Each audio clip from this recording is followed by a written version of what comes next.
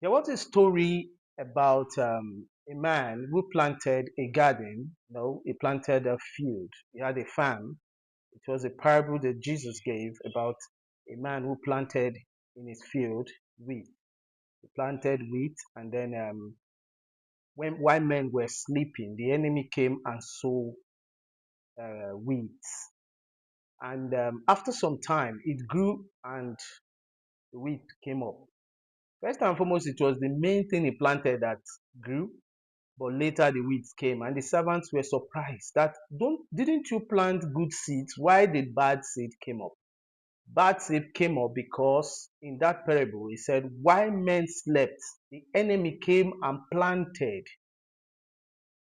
Good day, welcome to another episode of Successful Marriage, a Garden.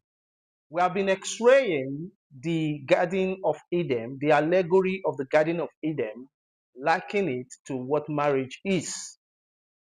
From this parable, we realize that while men slept, the enemy came. While men were not conscious, while men were not conscious of themselves, of their environment, the enemy came and planted weeds.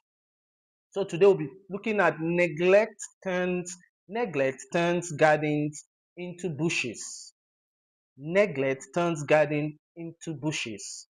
When there is neglect in a marriage, in a relationship, you neglect a lot of things.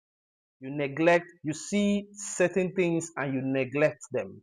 It will turn beautiful gardens into bushes. Just like the last time we said, it's not accidental, it's hard work. But today we need to look at a situation where you don't neglect the garden, because neglect invites disorder. Neglect invites the enemy. Most times women don't want to be promiscuous, but because of the neglect of their husbands, they become promiscuous.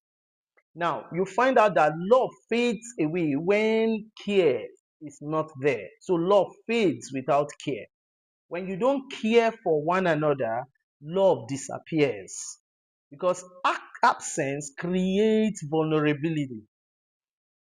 Your partner becomes vulnerable to the enemy, to intruders, when you are absent.